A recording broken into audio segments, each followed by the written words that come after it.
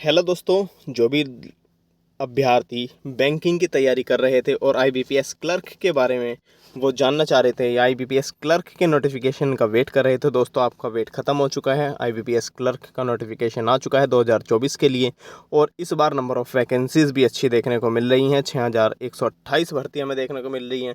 चलिए फालतू का टाइम हम वेस्ट नहीं करते हैं, सीधा सीधा नोटिफिकेशन को देखते हैं और काम की जानकारी को देखते हैं। बस आपको इस वीडियो पर लास्ट तक बने रहना होगा और इस वीडियो को जो भी बैंकिंग की तैयारी कर रहे हैं उन दोस्तों को शेयर कर दीजिए, अपने एजुकेशनल ग्रुप में शेयर कर दीजिए ताकि उन लोगों को भी ये वीडियो मिल सके।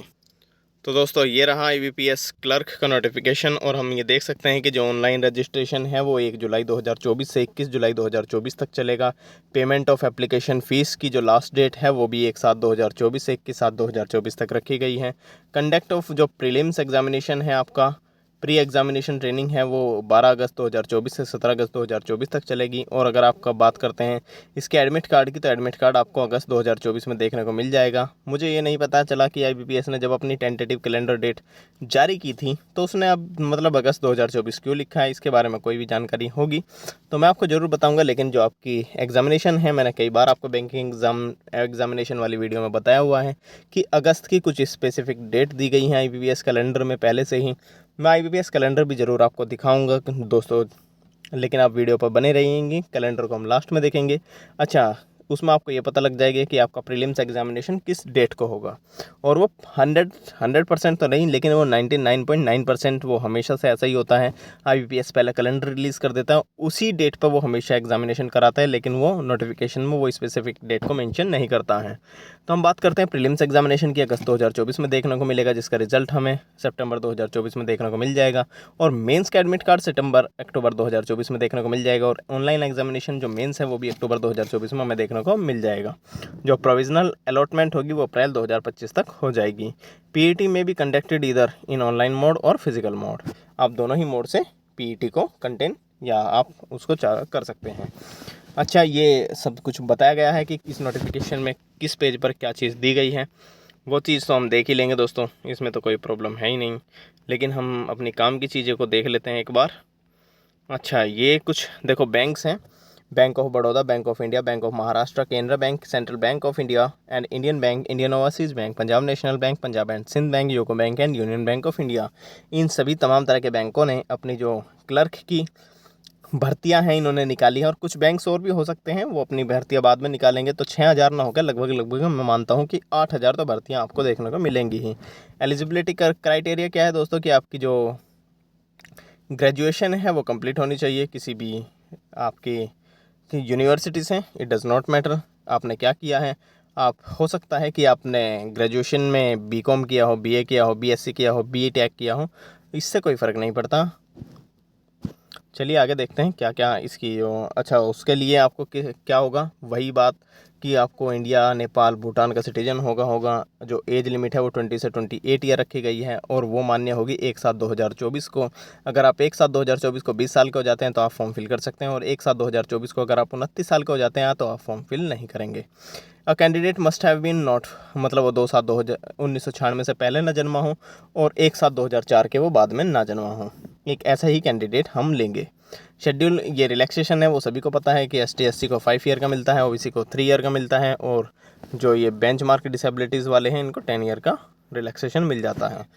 अच्छा, ये रिलैक्सेशन की बात हो गई। अब आगे आते हैं reservation for the person and with benchmark disabilities. जिनमें बेंचमार्क डिसेबिलिटीज़ हैं वो इस चीज़ को देख सकते हैं।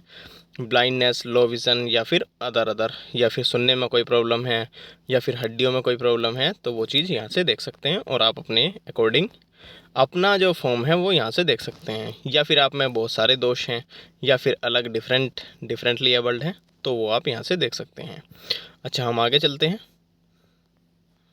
एक्स सर्विसमैन का हो गया, इकोनॉमिक वीकर सेक्शन के लिए हो गया। एजुकेशनल क्वालिफिकेशन क्या है कि आपकी degree, graduation in any discipline from any university by the recognised by the government of India. जिस एक ऐसी यूनिवर्सिटी जो भारत सरकार से मान्यता प्राप्त हो, एक ऐसी यूनिवर्सिटी से, एक ऐसे विश्वविद्यालय से आपने स्नातक किया हुआ हो तो आप इस फॉर्म को फिल कर सकते हैं। इस फॉर्म की जो फीस रखी गई है वो 850 रुपये रखी गई है। जनरल और ओबीसी कैंडिडेट के लिए, एसटी एससी के लिए फ्री में फॉर्म फिल होगा। कैलकुलेशन परसेंटेज क्या होगी दोस्तों, तो calculation marks shall be arrived at by dividing the total marks, ये आप देख लेंगे, ये कुछ प्रोसेस होता है, किस तरीके से आपका होता है।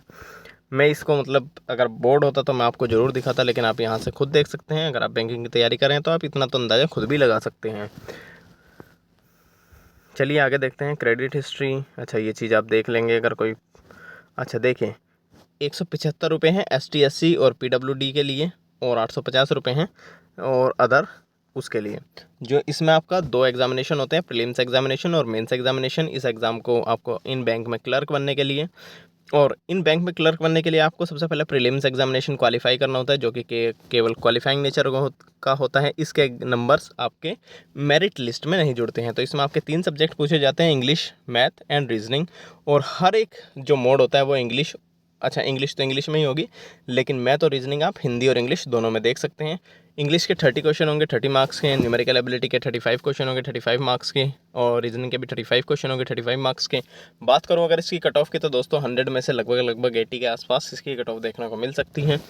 तो आपको अच्छे से तैयारी इसकी तो देखो करनी पड़ेगी। अगर बात करें इसके मेंस एग्जामिनेशन की, तो देखिए इसमें 4 सब्जेक्ट पूछे जाते हैं। जनरल फाइनेंशियल अवेयरनेस, जिसके 50 क्वेश्चन होते हैं 50 मार्क्स से, 35 मिनट में करने होते हैं। जनरल इंग्लिश होती है, इंग्लिश में 40 क्वेश्चन 40 मार्क्स से, रीजनिंग होती है 50 क्वेश्चन होते हैं 60 मार्क्स के होते हैं, और क्वांटिटेटिव एप्टीट्यूड 50 क्वेश्चन होते हैं 50 मार्क्स के होते हैं, 45 मिनट में करने होते हैं। इस तरीके से आपको 190 क्वेश्चन 200 मार्क्स के करने होते हैं 160 मिनट में। और ऐसा नहीं है कि आप 160 मिनट में आप पहले इंग्लिश कर लो, पहले जनरल अवेयरनेस कर लो, पहले फिर रीजनिंग कर लो, नहीं।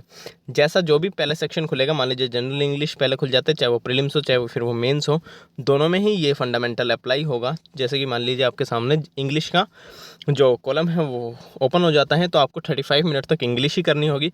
उसके बाद मान लीजिए रीजनिंग उसके बाद आ जाती है, तो 45 मिनट तक रीजनिंग होगी। ना तो आप उसको पहले स्किप कर सकते हैं और ना ही आप दूसरे सेक्शन पे जा सकते हैं। तो ये कुछ आप देख सकते हैं कि मीडियम ऑफ एग्जामिनेशन, यहाँ ये नेम ऑफ स्टेट है, यहाँ पे आपके सेंटर हो सकते हैं, देख लीजिएगा। चलिए, in the online application candidate will be provided the option to indicate the version of test, medium of examination. अच्छा ये देख लीजिएगा, फ़ोटो एंड क्या क्या कंपलसरी है। Please note penalty for wrong answer, penalty for wrong answer के 0.25 marks ही इसमें नेगेटिव मार्किंग होगी। कट ऑफ स्कोर दोस्तों ऑनलाइन मेंस एग्जामिनेशन के बिहाफ पे कट ऑफ लगेगी आपकी, प्रीलिम्स केवल क्वालिफाइंग नेचर का है। Score obtained in the online examination, the corrected score obtained by each of the candidate in different session in held will be normalised using equipercentile method. अच्छा percentile method से आपको ये जो normalisation मिल सकता है दोस्तों। अच्छा, scope up to decimal points shall be taken for the purpose of calculation. चलिए आगे देखते हैं IBPS हाउर रिजर्व। अच्छा ये कोई बात नहीं है। प्री एग्जामिनेशन ट्रेनिंग PET आप यहाँ से देख सकते हैं, इन सेंटर पर प्री PET होने वाला है, यहाँ से आप देख सकते हैं। प्रोविजनल अलॉटमेंट, यहाँ से आप प्रोविजनल अलॉटमेंट देख सकते हैं। चलिए आगे देखते हैं हम। आगे अगर कोई काम की खबर मिलती है तो लिस्ट ऑफ डॉक्यूमेंट्स आपके दोस्तों ये रहे। आपको इन डॉक्यूमेंट्स में से कुछ ना कुछ डॉक्यूमेंट्स तो मतलब सभी चाहिए वैसे तो, लेकिन अगर आपके पास कुछ नहीं है, लेकिन इसमें जो भी हैं वो होने ही चाहिए। चलिए आगे चलते हैं। जो नॉर्मल कैंडिडेट के लिए बात करते हैं, हाउ टू अप्लाई, आपको वेबसाइट पर जाना होगा। मैं जब भी फॉर्म फिल करने का होगा, मैं सोचूंगा इसके बारे में कि मैं अलग से उसके लिए एक वीडियो बना दूं। लेकिन देखिए, candidates are required to upload their photographs. जो भी कैंडिडेट अपने फोटोग्राफ को अपलोड करना, अच्छा देखिए उनको फोटोग्राफ चाहिए, सिग्नेचर चाहिए, लेफ्ट थंब इंप्रेशन चाहिए, हैंड रिटन डिक्लेरेशन चाहिए। मैं सभी चीज़ें आपको बताऊँगा आपको फॉर्म फिल करने के लिए। हैंड रिटन डिक्लेरेशन क्या है, पेमेंट मोड आप ऑनलाइन और कैसे भी मोड में कर सकते हैं। आगे चलते हैं भाई, क्या क्या बातें हैं। जनरल इंस्ट्रक्शन ये आप देख सकते हैं जनरल कैंडिडेट के लिए। ये क्या है, कैंडिडेट एग्जामिनेशन। चलिए आगे चलते हैं और क्या क्या खबर है काम की। चलिए और आगे चलते हैं। चलिए ये दोस्तों वैकेंसीज़ हैं, वैकेंसीज़ को आप देख सकते हैं 2025-26 की। ये वैकेंसीज़ हैं बैंक ऑफ बड़ौदा की तेलंगाना में, हर उसके हिसाब से देख सकते हैं। ये एग्ज़ामिनेशन सेंटर हैं आपके, यहाँ से आप देख सकते हैं। अच्छा अब आप देख लीजिए इसको अप्लाई करने से पहले आपका जो फोटोग्राफ इमेज है वो 4.5 सेंटीमीटर टू 3.5 सेंटीमीटर का होना चाहिए, 200 से 230 मेगापिक्सल का होना चाहिए और 20 से 50 केबी में होना चाहिए। आपको फ़ोटो ऐसा ना होना चाहिए जिसमें आपके दोनों कान दिखते हैं, और DPI रिजोल्यूशन भी उसका अच्छा होना चाहिए। बात करें अगर फोटोग्राफ कैप्चर की, तो देखें ये आप यहाँ देख सकते हैं। अच्छा, फिर सिग्नेचर की बात करें तो 140 टू 60 पिक्सल्स का होना चाहिए, 10 टू 20 केबी का होना चाहिए और कैपिटल लेटर में नहीं होना चाहिए। लेफ्ट थंब इम्प्रेशन की बात करें तो देखें JPG या JPEG फॉर्म में होना चाहिए। वो फाइल फॉर्मेट 240 से 240 पिक्सल में होना चाहिए, 200 DPI में होना चाहिए, 3 सेंटीमीटर मल्टीप्लाई 3 सेंटीमीटर की विड्थ में होना चाहिए और फाइल साइज जो है 20 से 50 केबी के बीच में होना चाहिए। हैंड रिटन डिक्लेरेशन दोस्तों, उसका डायमेंशन भी ये रहा और सर्टिफिकेट, अच्छा ये चीज़ ये रही हैंड रिटन डिक्लेरेशन। अगर मुझे इसमें नहीं मिला, जैसे कि अगर हमने स्किप कर दिया है, तो मैं आपको ज़रूर दिखा दूंगा हैंड रिटन डिक्लेरेशन दोस्तों, कोई प्रॉब्लम नहीं है। चलिए, वीडियो मुझे लगता है, उम्मीद है आपको पसंद आई होगी।